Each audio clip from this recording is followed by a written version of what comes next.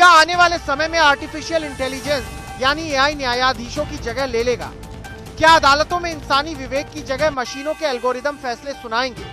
इन सवालों के बीच भारत के प्रधान न्यायाधीश सूर्यकांत ने एक बड़ा और स्पष्ट संदेश दिया है। भारत के प्रधान न्यायाधीश सूर्यकांत ने कहा है कि तकनीक और आर्टिफिशियल इंटेलिजेंस न्यायपालिका के लिए सहायक उपकरण हो सकते हैं, लेकिन वे कभी भी न्यायाधीशों की स्वतंत्र सोच, संवैधानिक समझ और निर्णय लेने की क्षमता का विकल्प नहीं बन सकते। ऑक्सफोर्ड यूनियन और ऑक्सफोर्ड लॉ सोसाइटी में आयोजित कार्यक्रम को संबोधित करते हुए सीजेआई ने कहा कि भारत की न्यायपालिका तकनीक का स्वागत कर रही है, लेकिन उसका उद्देश्य केवल न्यायिक प्रक्रिया को अधिक प्रभावी और सुगम बनाना है। अंतिम निर्णय और न्याय का मूल आधार हमेशा मानवीय विवेक ही रहेगा।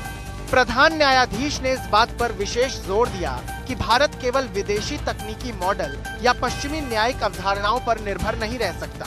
देश की न्यायपालिका को भारतीय संविधान, सामाजिक वास्तविकताओं, भाषाई विविधता और स्थानीय जरूरतों के अनुरूप विकसित किया जाना चाहिए।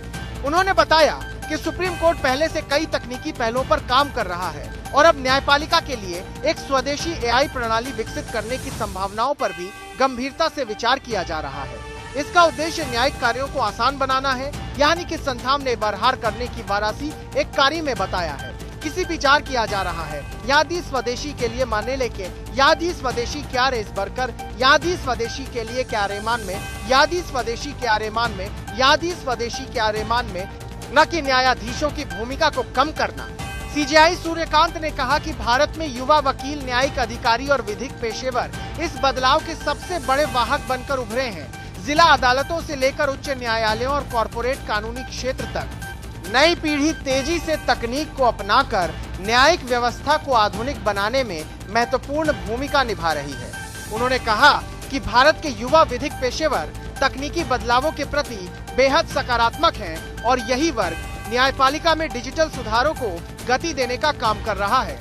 हालांकि एआई दुनिया भर में तेजी से अपनी जगह बना रहा है, लेकिन भारत के प्रधान न्यायाधीश का संदेश साफ है। न्याय केवल डेटा, एल्गोरिदम और मशीनों का विषय नहीं है।